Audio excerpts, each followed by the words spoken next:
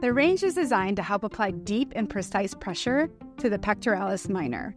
Tightness here is at the root of shoulder pain, neck pain, headaches, and shoulder mobility issues. It's responsible for rounding your shoulders forward. To find your pectoralis minor muscle, place your hand over your heart with your fingertips under your collarbone. Take your arm and reach down towards the ground. You should feel this muscle activate under your fingers. This is your release zone for the pectoralis minor.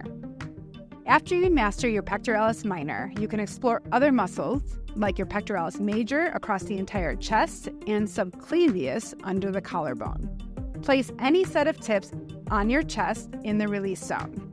Place the other two sets of tips against the wall or a block.